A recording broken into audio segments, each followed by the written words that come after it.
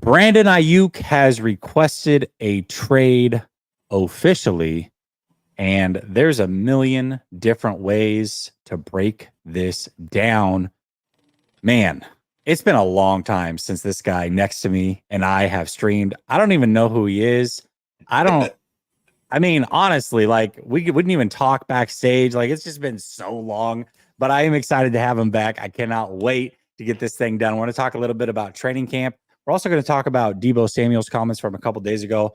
I did a stream and talked about it, but I want to bounce the idea off of somebody else.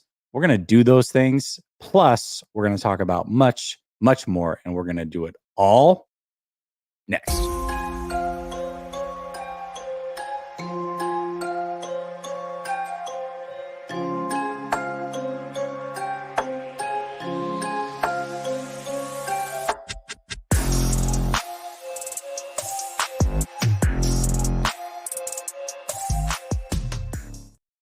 All right. Welcome back to Last Second Sports, where we are giving you our take down to the last second. And I got my guy, So Real, Sunil in the building, who is muted. I want to make sure he's off mute before I introduce him. Sunil, how you doing, my man? Man, we didn't even get the down to the last second, right? It was like a half down. It was like a. I know you used to be like full. Maybe that shoulder's not all the way back old. yet. I am old. I'm definitely old. I threw it out. Possibly that's definitely a realistic possibility. Nah, man. I'm glad to know you were safe and happy from your Oregon trip, and glad to be back to normal occurrences on my Tuesday night. It's been because I went on vacation, but before that you were traveling, and so we weren't able to do it for a couple weeks. It's crazy, but we should play that whole "we're fighting" thing though. That might it might work out. Ratings. Yeah, that's true. Shannon Sharp, Skip Bayless type, you never know. Yeah, except for they were really beefing, and then that whole thing ended, and now Skip Bayless is out of a job. But that's beside the point. And I want to be Shannon Sharp if that's the case, but I'm the host of the show, which means that I'm probably going downhill if I lose you. So let's not beef. How about that? All right. Let's talk a little bit about this trade request. Brandon Aiyuk has been disgruntled, I guess, throughout the media over the last few weeks. I mean, shoot, the last time we talked, he hadn't even been on the pivot yet. There's a lot that's really happened since Brandon Aiyuk in the pivot and all that, and last time we talked. But that being said, he's requested a trade, and it is official. No denying it now. What the heck does this mean? I guess the question that I want to lead in with is, does he have any leverage? Because there's a lot of talk on social media. Most people are saying he doesn't have any leverage. The team has all the leverage. What do you think? Do you think he has any leverage at all? Some leverage, no leverage? Like, where are you at with it? I mean, I guess it depends. Are you talking long-term, short-term leverage, right? So short-term leverage, I think he absolutely does, right? He could sit out half of the season or even a little bit over half of the season, and clearly that's going to make the 49ers a worse off team. They don't want that.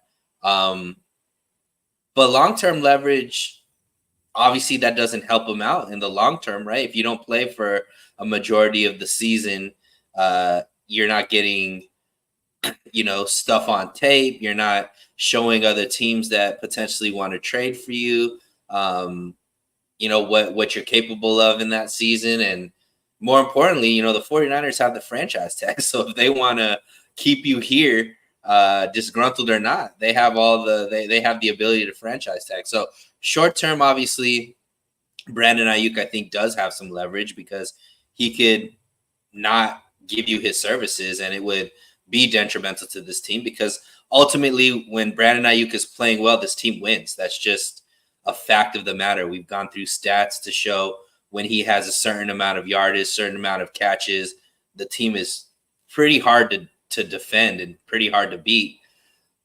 But long term, I don't think the way that the NFLPA is set up and, just the league in general, long term, the players don't have that much leverage. Ultimately, it's going to be the teams that have the long term leverage. Yeah. he doesn't have a lot of leverage. I agree with that, but he does have some. And I think people are being disingenuous when they say he has none. And this is it. I mean, I don't think you necessarily meant to say it like this, right? Let me see if I can pull up the comment here. Keeping the Faith, what's up? Keeping the Faith says his only leverage is no Aiyuk kills our Super Bowl hopes. His only leverage, which I agree. I mean, that's really his only leverage, but that's some big leverage. This is a team that is all in for this season. Without him, I mean, I think we can dash the Super Bowl hopes unless, and it's not impossible, unless Ricky Pearsall comes in or Cowing or somebody steps up and plays big as a rookie, which I don't think is likely, but it is something that is certainly possible. So, yeah, I mean, he does have leverage. He technically could sit out up to 11 games, 12 total weeks, as long as he has 6 weeks where he's active. He accrues a season, and that's pretty big leverage for a team that is trying to win now. To your point, I don't know that that's the smart play. I think he could certainly ruin his appeal to other teams by doing something like that, but it is an option that he has. I think Aiyuk is the type of player maybe that wouldn't sit out 11 games in 12 weeks, but I think he's the type of player that would sit out some. I don't get the feeling that he's playing around here or has ever played around really with this whole situation. Yeah, and it's interesting, Jesse, because Yeah. I was trying to think. When it comes to contentious negotiations, we always hear about this ability to sit out games. But have we ever seen it happen? Like ever? Do you recall a time where a player sat out regular season games? I know Chris Jones. It just happened last year. Kansas City, right? But he, how many games did he miss? Like 2-3 games, or was it the one? He just sat out the one. Then they gave him the deal, and he was back. They lost the first game, and we're like, all right, we got to pay him. Yeah. So, I think somebody else mentioned it. If he sits out and the team still wins, is it leverage anymore? I don't know. Like, and you mentioned Pearsall coming in, Cowing coming in. Even Debo's looking pretty good this offseason, right? He seems like he's gotten a level of motivation that maybe wasn't there. Maybe it's just because he has the Netflix special, so there's more on camera and we're seeing more of him. But he got a new skills coach. He seems to have started working out a lot earlier in the season, off season, than he has. Him maybe becoming a better version of himself can also help this team win, quite a bit. Kittle becoming a better version of himself. Jennings, obviously having that security, taking a step up. So do I think that this team without Brandon Aiyuk necessarily is a Super Bowl contender? No, but ultimately Brandon Aiyuk isn't sitting out the whole season. The question is how much do we think this team could win without Brandon Aiyuk in the regular season? And I think the answer is yes. I think that this team could win with most people missing a few games here and there, outside of maybe a CMC and a Trent Williams, right? Or maybe Brock Purdy as well. But yeah, I mean, it's a dangerous game to play. But I mean, like you mentioned, there's a little bit, not a lot, and I don't even know if it's worth it for Aiyuk at this point. I think I mentioned earlier in this offseason that I think that he ends up just playing on the 5th-year option, and then next year they trade him or trade Debo and re-sign him type of thing. However, now it's looking more and more that, probably the best option for him is just play that 5th year out, kind of come to understanding with the team. Look, clearly you're not going to pay me what I want. Just guarantee me you're not going to franchise me. And, next offseason, trade me, whatever you want to do, so I could go, and get the money that I can elsewhere. Because from what Mike Silver just wrote, that there is a team out there that's willing to pay him what he's asking for, at least this season. Next season, that might be even more. But I think that probably would be best case scenario at this point, other than obviously them reaching a long-term deal. Yeah, most certainly. So let's go down the path, though, that a team would be willing to pay him exactly what he's worth or thinks he's worth. So in that scenario, not that either of us believe this, by the way, because I think we both said that he's going to be here, whether we think he's playing on the 50 year or we think he does work out a deal with the 49ers. The question becomes, what would it take to trade him? I mean, this is a weird time to make a request. Let's Right. not forget that Deebo Samuel did this just 2 short years ago. But when Deebo Samuel did it, he did it in April. And then a deal was eventually struck. And maybe a deal is struck here. Certainly, I still believe that it will be. But this is different timing. And that does play into this. I mean, training camp technically, officially started today. Ricky Pearsall is also hurt. That doesn't sound serious, but for now he's hurt and not participating. I think that plays a little bit. Talk about leverage with Aiyuk. If Pearsall were to miss some time, I mean, that leverage certainly goes in his favor even more. But that being said, if you were to trade Aiyuk, what would you have to get for him to make this worth it? Yeah, I think on the internet, I think the most popular trade is him to Washington and bringing back a player like Scary Terry Mhm. McLaurin, and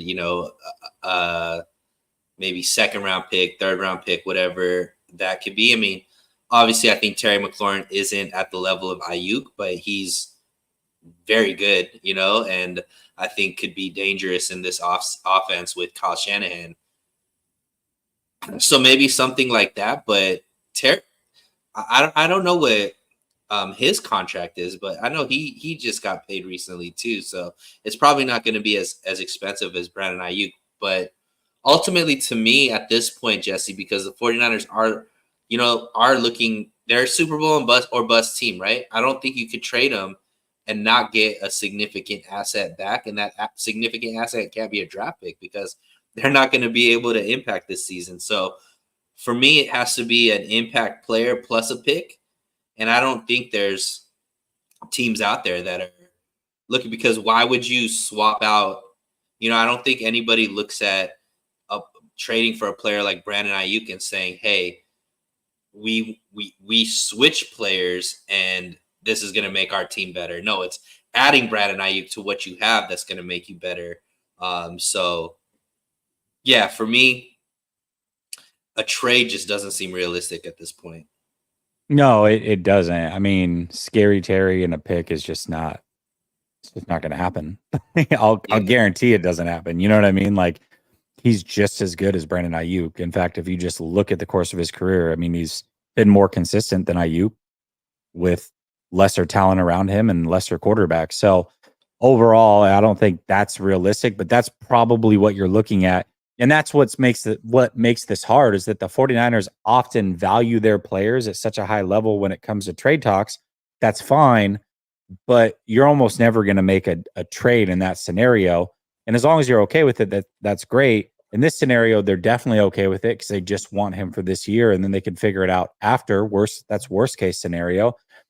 But sometimes that doesn't play in your favor. But yeah, I don't think he's going anywhere unless they get to the trade deadline, of course, and things aren't going great, or there's another team that is in contention and would want him and be willing to give up a player at a position of need for the 49ers.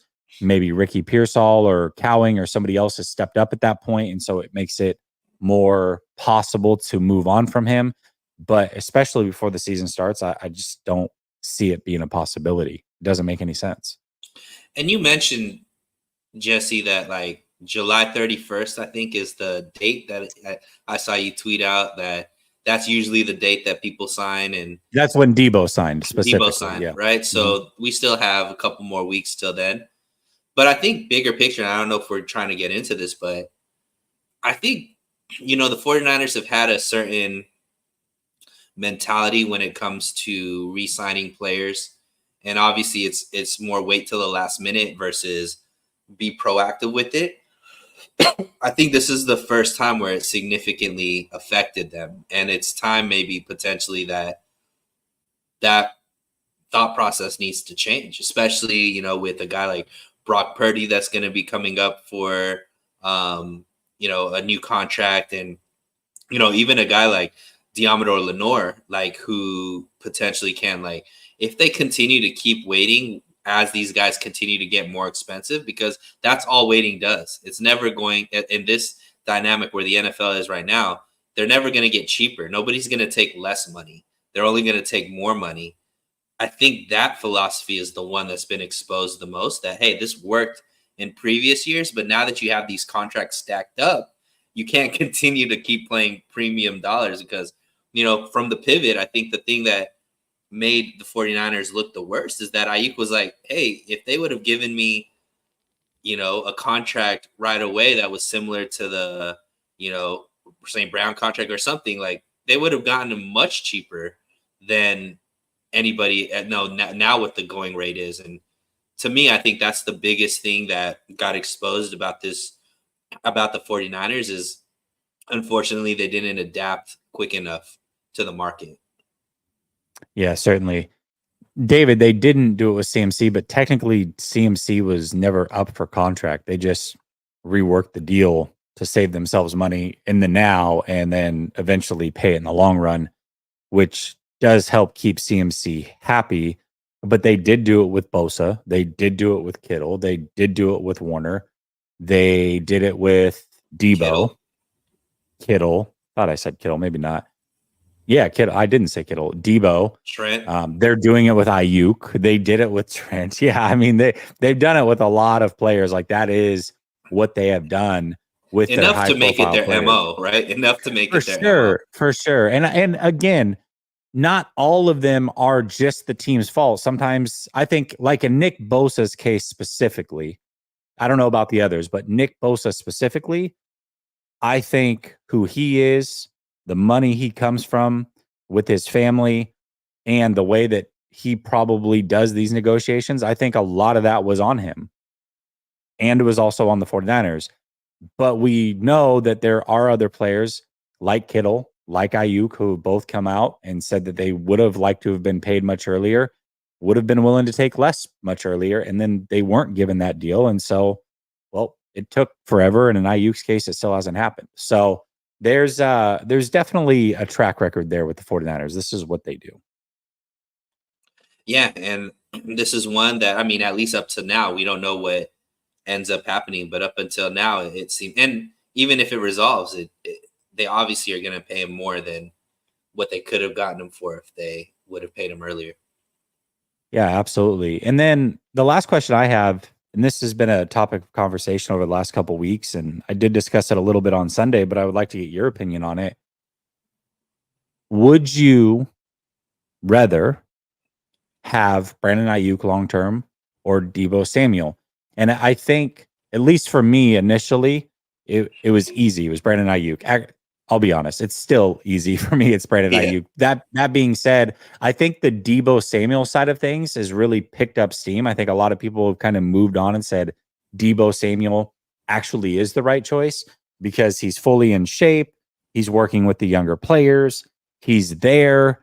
They forget about 2 years ago and his negotiation tactics and him also requesting a trade.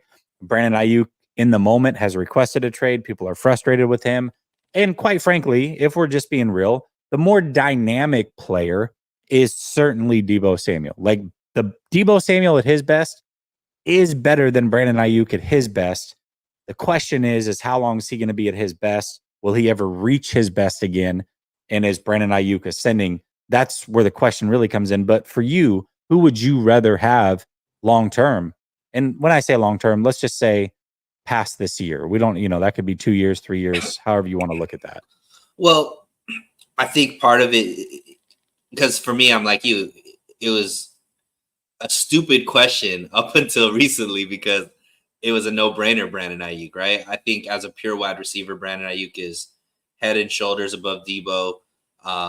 His ability to block down the field, I think, plays a huge role in the run game. And that's something that Deebo, doesn't necessarily shy away from, but isn't as elite as Aiyuk is in it.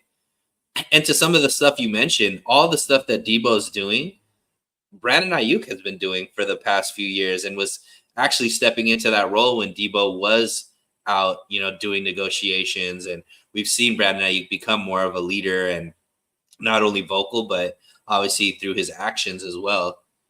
But yeah, I mean, if it's to a point where the attitude of Brandon Aiyuk is just like, hey, this team doesn't love me, and I would rather go somewhere else that is excited for me to be on the team, because a part of it kind of seems like that's what Aiyuk is looking for, right? It seems like he doesn't feel like this team wants him, and I think that obviously the money is a bit bigger role, but there does seem to be some sort of that as well. Yeah, I mean, if his attitude, if he could come back and be happy with being a part of this team, absolutely, I want Ayuk long, more than I'd want Debo. However, I don't know if that's the case anymore. It just seems like this is even more contentious than the Debo one. Debo didn't go on any podcasts and talk about stuff. Debo, didn't, he did all of that. I think he removed everything from IG, which I don't think Ayuk has done, but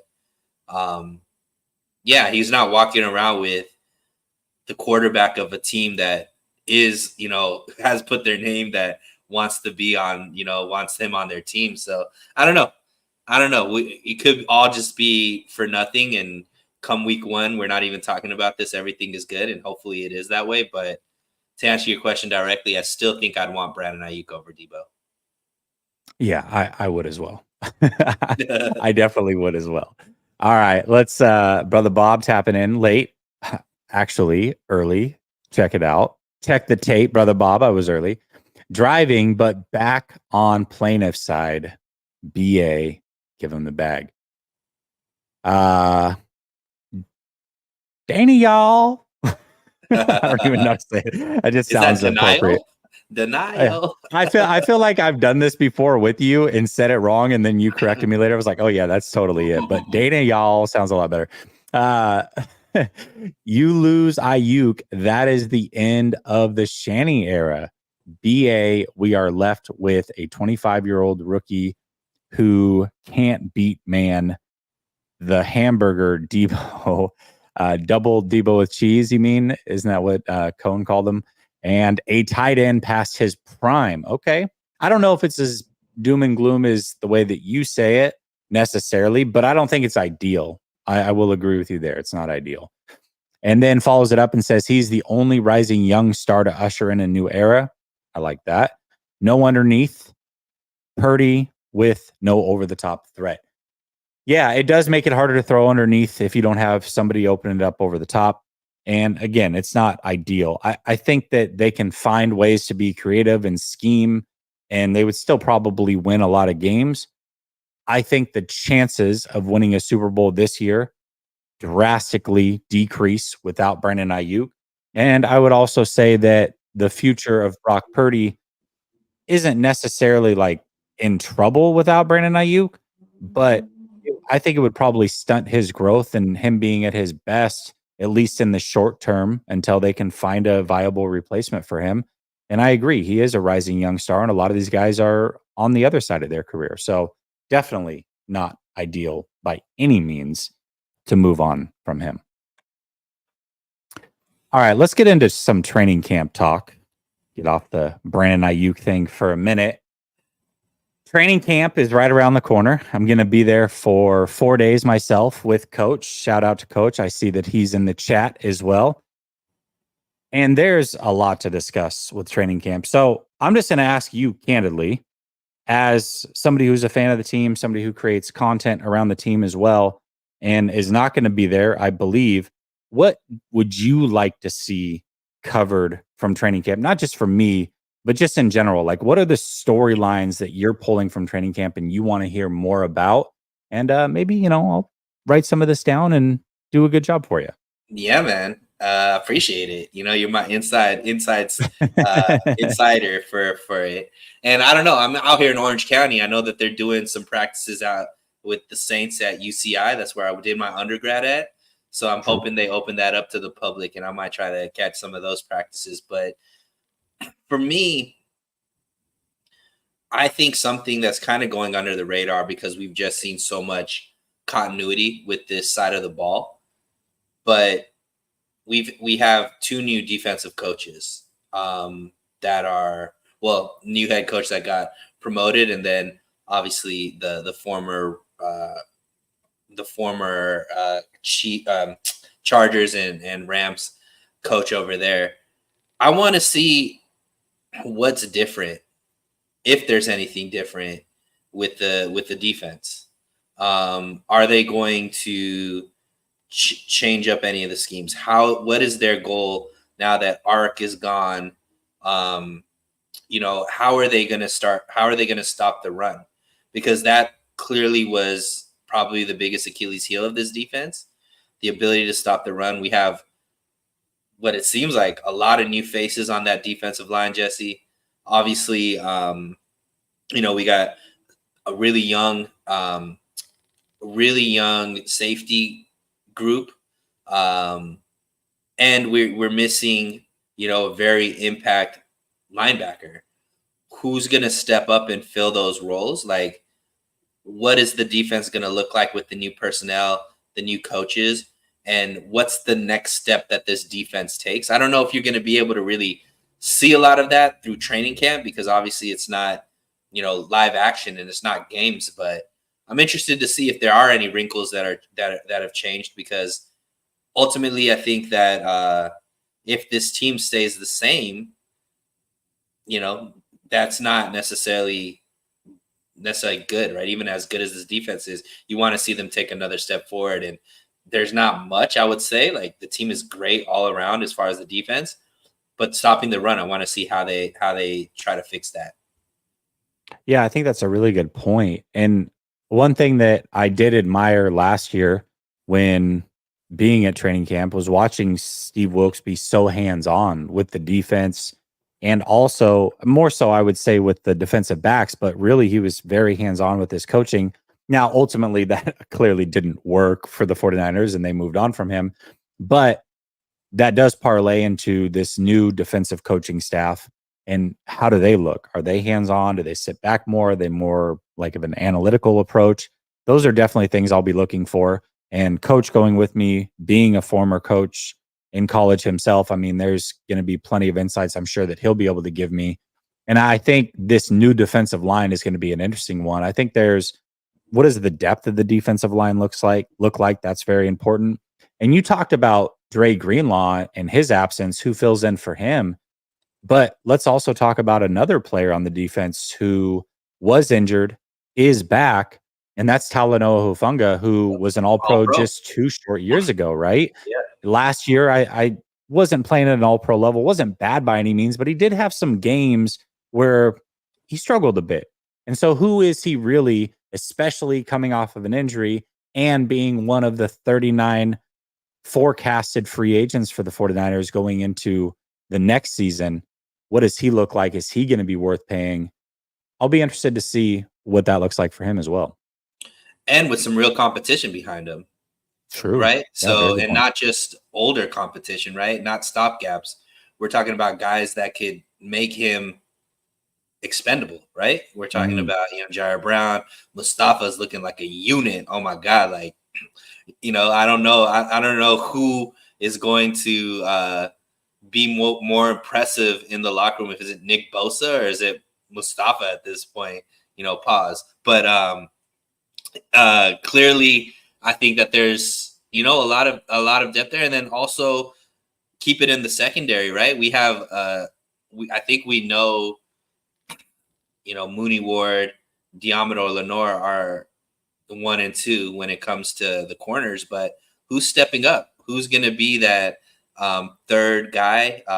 Is there somebody that's going to play nickel or any of these? Is that going to be Renard Green? Is he going to come in and be a starter? Is Samuel Womack going to step up? Like, is Luter going to be there and playing and whatnot? Like, there's a lot of youth on this team, Jesse. When somebody's talking about what's the next phase of this team, the team has been drafting this youth, and unfortunately we haven't been able to necessarily see what they're capable of due to injuries or not being able to get on the field because there just wasn't openings there. It seems like there's a lot of opportunity right now. So we get to see kind of who steps out and who's going to take advantage of those opportunities. Yeah, most certainly. Now, one of the things that you had brought up as far as topics, and maybe you didn't like really dive into it, but it's something that I had written down as well as for something I'm looking for training camp. Obviously, we know CMC's like the guy at running back, but what does it look like behind him? We can predict all we want who's going to make the team and what have you, but that's certainly an interesting storyline as well, right? Especially who's RB2, knowing that Kyle Shanahan has mentioned, look, we need to get the ball out of CMC's hand. We need to keep him Mm-hmm. as fresh as possible. It's interesting when you renegotiate his contract and give him more money. Basically, like now you obviously want to keep him healthy, but is it going to be Elijah Mitchell who every time he's healthy shows that he's good, but can't stay healthy? Is JP Mason going to get an opportunity who's been able to show flashes here and there? They just drafted Garinda and they drafted him pretty, they traded up to get him in. Right. And, obviously we know Juszczyk's going to be there. So interesting to see not only who makes the roster, Jesse, but how they're going to be integrated and how they're going to be used in the offense if they are, right? Because we saw that running back 2 position doesn't really get a lot of touches. No, it most certainly doesn't. And I would say this too. I mean, whether it's at the wide receiver position, tight end position, running back position, there's going to be a player that was drafted within the last 2 years that likely doesn't make this team, and maybe multiple. And that is always fun too, right? Like you get excited on draft night for these players, and sometimes they're 3rd round picks, 4th round picks, not necessarily at the part of the draft where you're taking a flyer or a shot in the dark. These are players that you're hoping can contribute to your team at some point. And it's likely that one or multiple of these guys from the last 2 seasons isn't on this roster because the roster is stacked and they're just not good enough at this point to make it. And then also, by the way, they're probably not going to make it through waivers and be on the practice squad. So I'm interested to see which player that is as well. A lot of you, I mean, what happens to Danny Gray? What happens to Cam Latu, right? Like Danny Gray was somebody, and it's interesting, Jesse, like how excited you are when they get drafted. And then, 2-3 years later, now we're looking at Pearsall and Cowing and we're like excited about them. And we've just forgotten, Danny Gray is still on the roster, right? And he's going to have an uphill battle to make the team. Cam Latu, 3rd round pick from a very prestigious school, Alabama, right? He might not make the team. So there's, and then, that like we just mentioned, the log, Ambry Thomas, is he going to make the roster? Like there's a lot of people who, were drafted pretty high up there for the 49ers that potentially are just going to be not good enough to make a roster just 2-3 years later, like you mentioned, from being drafted in the top 3 rounds. Yeah, most certainly. And before we get to the super chats, I do want to shout out the sponsor of today's show, Underdog Fantasy. You can click the link in the description, or it's also pinned to the top of the chat. Use promo code LSS. You get a special pick, a deposit match of up to $250 in bonus cash if you are new to the app. You can play higher or lower. You can have skin in the game for the whole season if you want and play fantasy football best ball style, which is kind of my go-to. I love fantasy football. And you can do so today by clicking the link in the description. Make sure to play responsibly. Appreciate you, Underdog, for sponsoring the show. All right, let's get to the super chats. Brother Bob comes back and says, I've been saying no BA equals no Super Bowl because of Kyle Levy, too.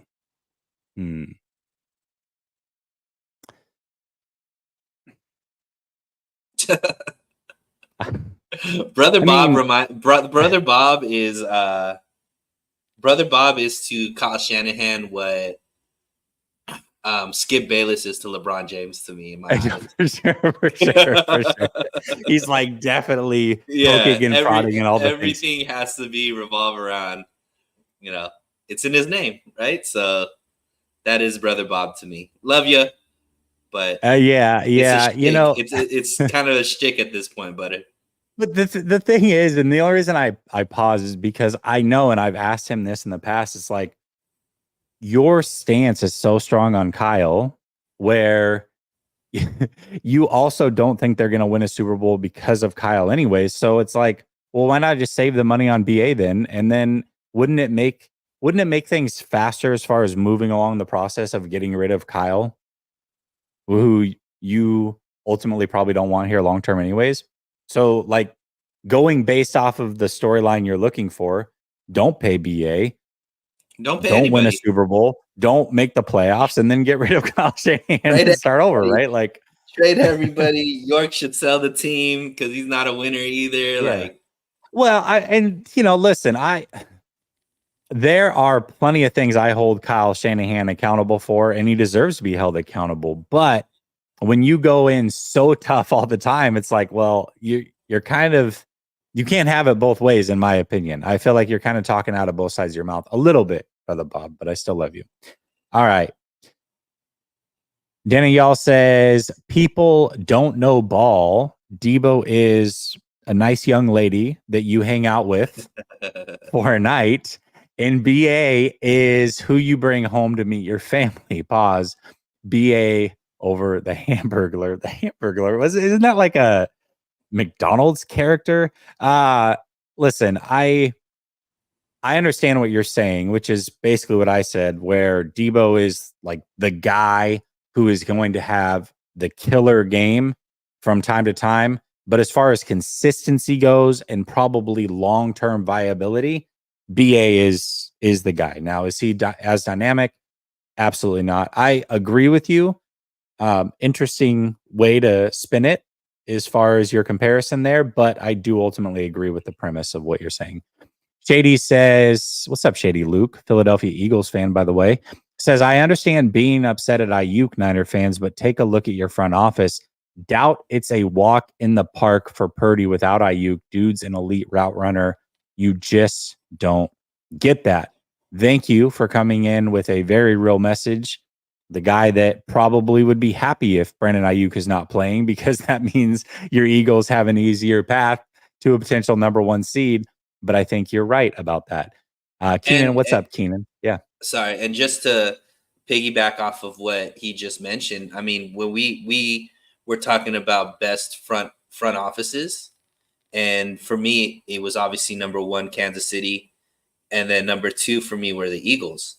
And one of the reasons is I think Howie, the GM over there, we saw how he got the deal done for their young, receiver, and got that done earlier in the offseason to where, Smith is already locked in. They have Brown there locked in, and, and they're able to, I don't know how they're able to get it done, but they have that roster just as stacked as the 49ers, but they're willing to pay guys earlier in the offseason than what the 49ers tend to do, which is later.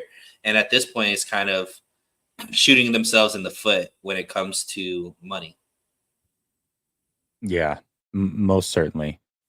Keenan says 9 months already feels like it flew by. Much love. Thank you very much, Keenan, for being a member, always supporting the channel. And 9 months goes by very fast.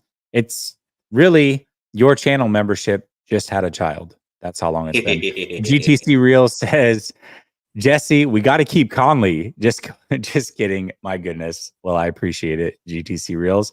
And Kyle Levy, aka Brother Bob, says, funny because on the phone, someone agreed with me regarding Kyle Levy. I do agree with you. Certainly, I was optimistic that they could win when they made the Super Bowl last year, but I wrote an article around 2.5 years ago saying that I believe that Kyle Shanahan will eventually win a Super Bowl, but it likely won't be with the 49ers. Now, I was very close to being wrong this last year, and I reserve the optimism as a fan to believe that if they get close, that I'll believe once again that they're going to get it done for sure. But I don't know that I'm as staunch as you are in saying that it's just impossible. I don't think it will happen, but I think that there's a possibility it will. I don't know that you're leaving the door of possibility open. Maybe I'm wrong and you correct me, but I kind of get the feeling that you're not. I don't know. I do agree with you ultimately, though, that it likely won't happen. All right. I don't know if you saw this one, Sunil, but I did want to bring it to your attention because I talked about it the other day, and I think it actually parlays very nicely with what I was just talking about with Brother Bob, in that it's not, first of all, it's not easy. We know that. The optimism is certainly there when the 49ers are close, but we've seen that they've come up short, not just twice in this era and making the Super Bowl, but they did it in the previous era as well, made it to a Super Bowl and lost. Not something that most 49er fans are used to. We're used to them making it and winning. That being said, Deebo Samuel put out a tweet, and I think it was a sobering one, where he said, I wish MFers would stop acting like it's so easy to get to a Super Bowl and winning. I don't even think y'all really get it or understand for real.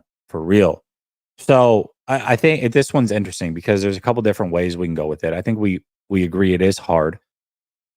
A lot of fans are coming to the defense of Deebo, and it's like, oh, listen, his job is so tough, and you don't know what it's like. And okay, I guess it doesn't mean that we don't expect that they should win it if they make it, especially with this good of a team. But how do you feel about Deebo's comments? And take it any direction that you want. Yeah, I mean, obviously, it's not what you want to hear from one of your star players, but I think especially these younger guys like Debo and Aiyuk and Diamondor Lenore, and these guys are on the internet. These guys are on social media. They are hearing everything. They're reading everything that people are tweeting. They're hearing people what they say on these YouTube streams and whatnot. And yeah, I mean, I think that there is a portion of the fan base that just is like, it's if you get there, you win, and it's that easy. And if you don't win, then that means you could never win. And it's like, all right, like that. There's a lot of nuance that I think people just forget, and I think that's what I read into what Debo was saying, is that, like, look, it's more nuanced than just, hey, you get there, you either win or lose. If you don't win, it just means you're trash or whatever the case may be. And I think it was an extreme kind of emotional take, I would say. But yeah, I mean, and I think Brother Bob, I get why Brother Bob feels the way that he feels. He's been able to see, the Walsh era and see a lot of success from the 49ers. And, in his mind, he's like, it's you win a Super Bowl. If you don't win a Super Bowl, then, you gotta constantly searching for that Super Bowl. And what I think Debo was saying is like, dude, we are. Like, it's not that the reason why we lost is because we're not all focused on winning a Super Bowl. It's just hard. And it's not, there's always going to be a loser, right? And they've lost to the same team. And the team that they lost, and I know I get killed for this, potentially the greatest coach of all time and the greatest quarterback of all time, when it's all said and done, that's who they lost to, right? And so, to me, is that an excuse? Shouldn't be. Obviously, you to be the best, you got to beat the best. But that's the cards that they were dealt, and they weren't good enough to win on those two occasions. I believe that everything I've seen from the trajectory of Kyle Shanahan, the ability for this team to continuously stay competitive in the NFC, to constantly be on the brink of winning a Super Bowl, it's only a matter of time before they break through, because I personally think there's evolution that I'm seeing on both sides of the ball each year, which shows me that, hey, they're not just staying stagnant. They are eventually there. And I do think that there's a little bit of luck that plays a role with when it comes to winning, when it's just one game here or there. So, man, I mean, I think that's where Debo's sentiment came from. I understand from the fan base that's just like, that might not be a winning mentality, but we all know it's hard, and we just don't want our players to be talking about, oh, it's just hard, and sound like there's just excuses. That's for us fans to make. Yeah, I kind of go back and forth on it. I mean, certainly we deserve to be critical of the team. And yes, it is hard. I agree that it's hard. their job. I mean, that's why there's very few people in the NFL. Like what they do is special. Right. Just making it to the NFL is special, or having a chance to make it to the NFL is special. But when you're elite, like some of these guys are, you're getting paid to be elite. Yeah, fans are going to talk a little trash and everybody's eyes are on you and all that stuff is hard, but that's what you're paid to do, is perform in those situations. So I can't have sympathy. I can understand where he's coming from, agree with it, but I'm not going to give you any sympathy. That's what you signed up for, and that's where we're at. I took it a little bit of a different direction a couple days ago, though. For me, I've kind of been saying that I believe last year was their last best chance before they kind of have to retool this thing. I don't believe this team, as it's currently constructed, obviously players change, coaches change a little bit, but the core of this team really is the same and has been for quite some time. I don't believe this core is going to get over the hump. I believe last year was their last best chance. And what I took from Debo is, guys, he's telling you it's not going to be easy to climb that mountain again.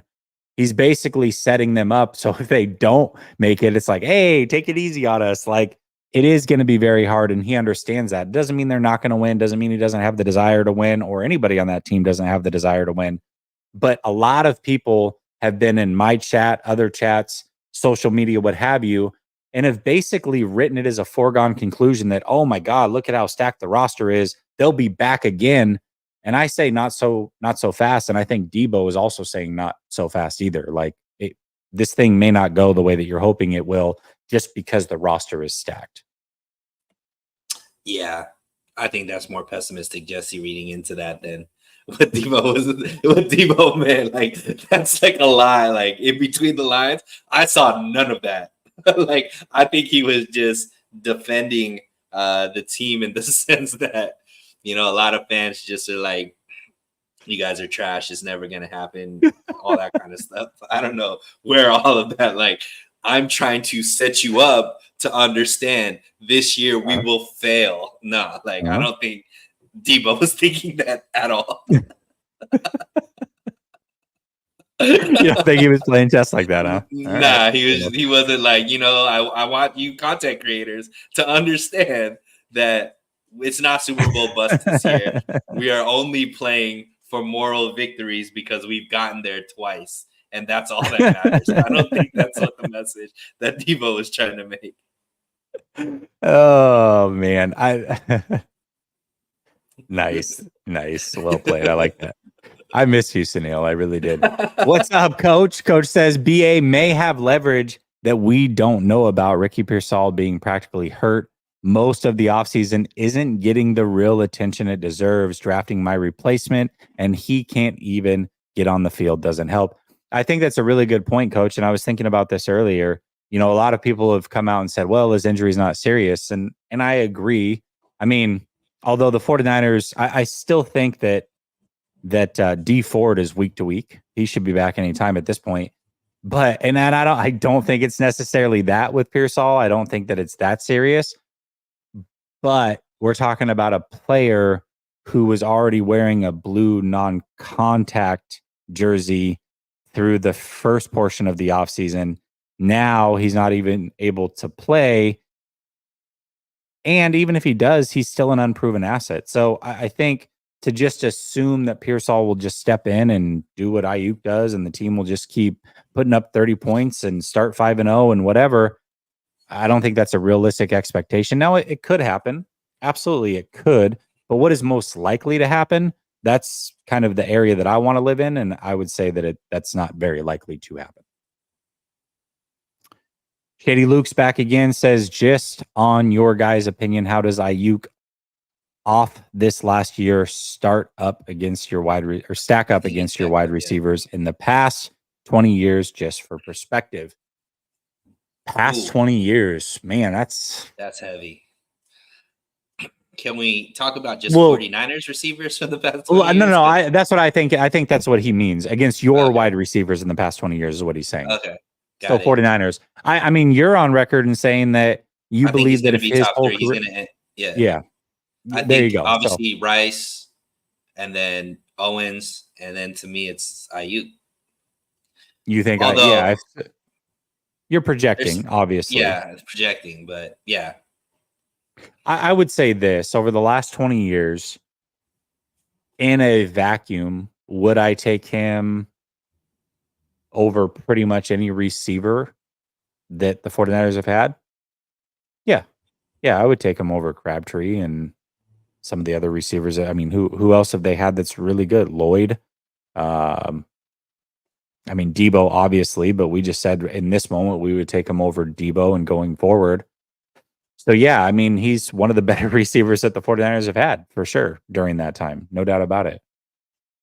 Had some really good tight ends, though. Brother Bob says, yeah, it's not easy, Debo. So if you make it to the Super Bowl, you must win it. You've lost 2 now, Debo. Now know the rules, no excuse. Hence why I call him Kyle Levy. Somehow it always circles back to Shanahan. I love it. Good job. GTC Real says, Sahil, I'm assuming that's probably a correct correction there. It says, I disagree. It's a gut punch, and going deep again after that gut punch is harder than people realize. He needs to coach perfectly. Talking about Shanahan. All right. And then coach comes back and says, Jalen Hurd and Jason Verrett starting this season on the pup, guys. No need to worry. They'll be fine. Yeah.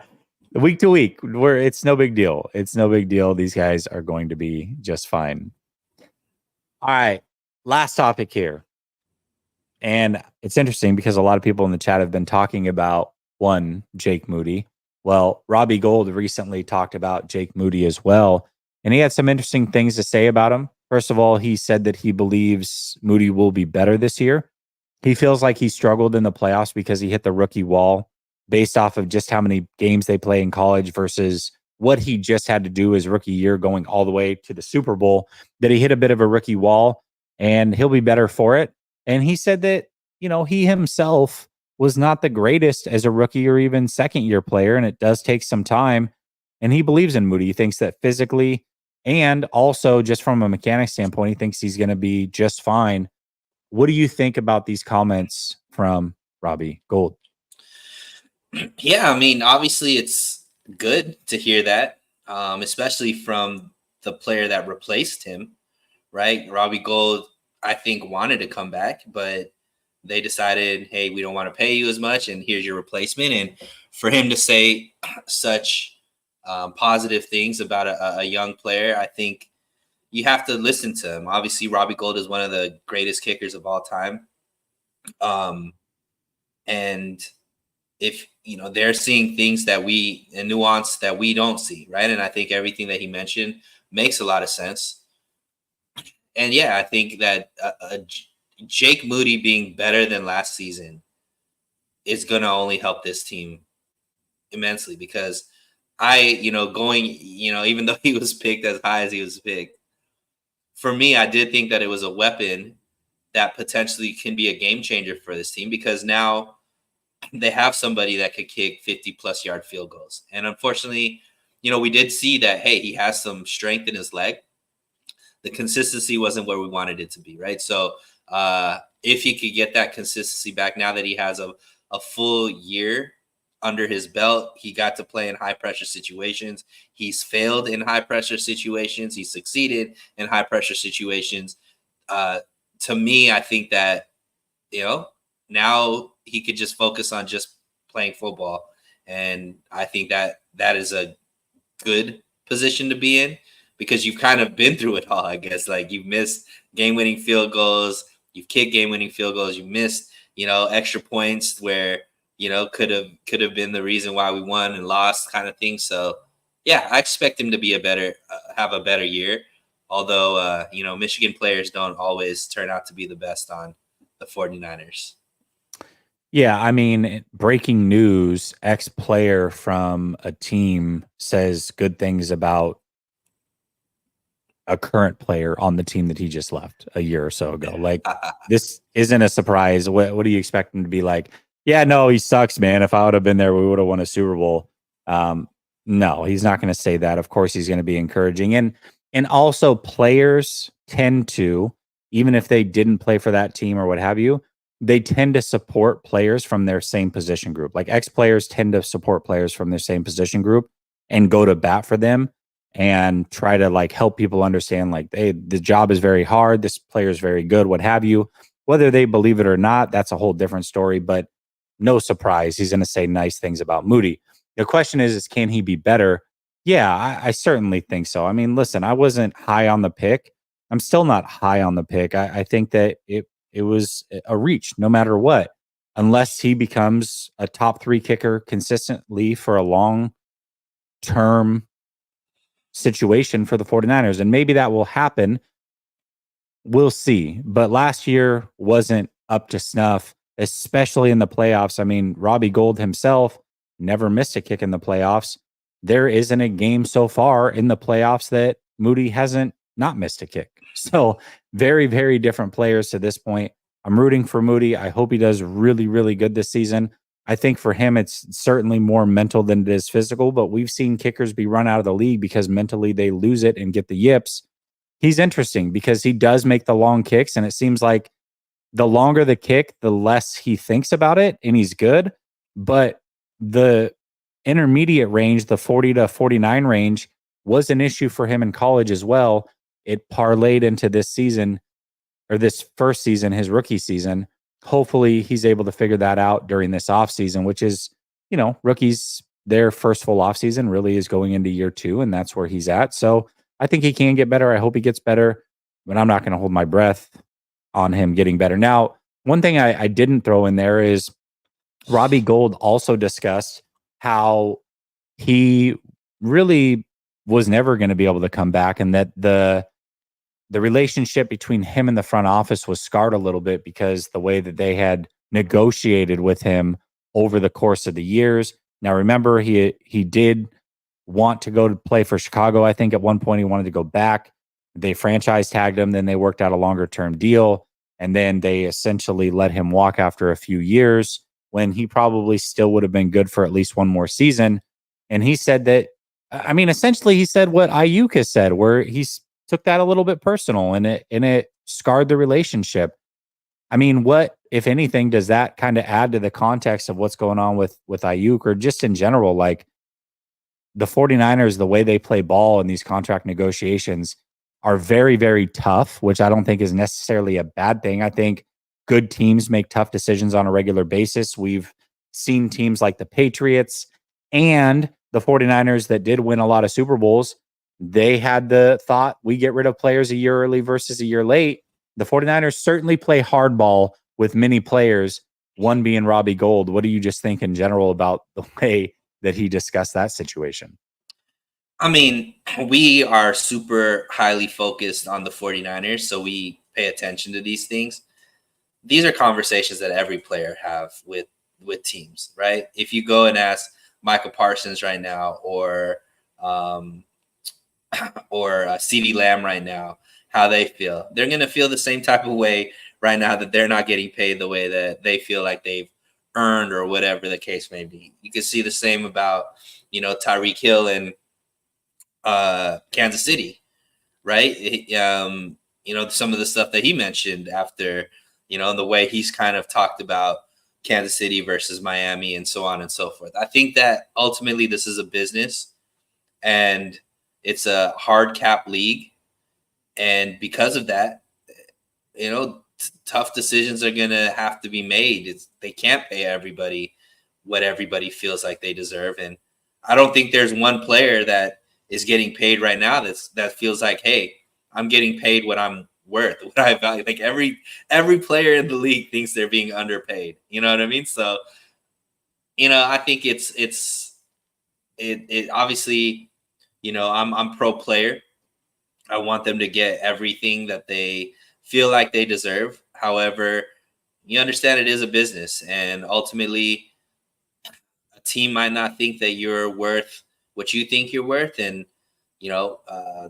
you get to find out as time plays out, who was right, who was wrong, and in this situation, they probably were right about Gold. He didn't go to any other team, right? So why would we pay you $5 million or whatever that you think that you're worth? No other team even decided to bring you in, even though there were teams that needed a kicker, and you would think that he would be, first on their list.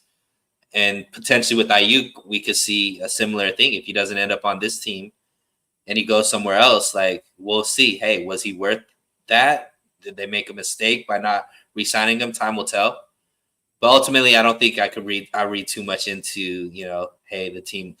I think there's way more stories, Jesse, about how much 49er players love this regime and love this team and love this fan base than the opposite. Yeah, I listen, and he even said, I love Kyle, I love John. I think on a personal level, these players really do vibe with the leadership, and once they're here, they like the culture and all those things. But I do think that there is a consistent theme here. Now, we heard Kittle talk about it just a few days ago as well. We've seen Aiyuk and his frustration. We've talked about it all, and then Robbie Gould coming out. It's like just another thing proving that it is very hard to get deals done with the 49ers, and that during the negotiation period anyways, it can get contentious. And this is, like you said, not necessarily unique to the 49ers. This is a peek behind the curtain of how tough it gets. And even if you think a player is great or what have you, when these negotiations happen, these teams will tell the players or the agents, you're not as good as you think you are. Here's all your flaws. And they do it with every player across the board. Some players are okay with it. They know it's a business. Some players do take that very personally. Robbie Gould, you can pretty much add to the list of took that a little bit personally. Like Michael Jordan. Like Michael Jordan. I brought up your comment, Sal. It's actually not. He's saying it's like a gi or kimono in the background. It's actually a replica Muhammad Ali robe that is signed by Muhammad Ali. It's just a little bit blurry in the background, but appreciate you for noticing that. And then Shady Luke says, I hope he sucks, but to be nicer to Ricky, he's talking about Pearsall. He says OBJ also started his rookie campaign hurt. Fair enough. What's up, coach? Says, what does hitting the rookie wall look like for a kicker? Athlete's foot? F out of here. Be a better kicker. 3rd round pick. He doesn't get a pass just because he doesn't wear thigh pads. Damn. All right. Tell us how you really feel, coach. Yeah. Hey, on the next one, coach, don't hold back, okay? How about that? I agree. You know, it is funny, coach, because that is exactly what I was like. I was like, yeah, you've heard of the rookie wall, but a kicker? Like, yeah.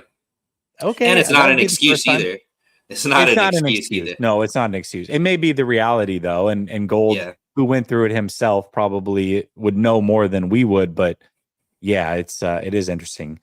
Brother Bob says, Gold translation. Yeah, y'all saw Moody. Definitely was buns 100%. And then he says, see, coach gets it. Give him these $2. Moody equals trash. Well, hopefully he's a little bit better this upcoming season. A lot of it better. Yeah, no doubt about that. Stanil, it was nice getting back on the horse, so to speak, as far as this Tuesday show. Hopefully we don't have any hiccups in the near future. Appreciate you for joining me. Everybody in the chat, thank you so much for joining as well. Much love. I'll be back tomorrow night with Grant. And until then, peace.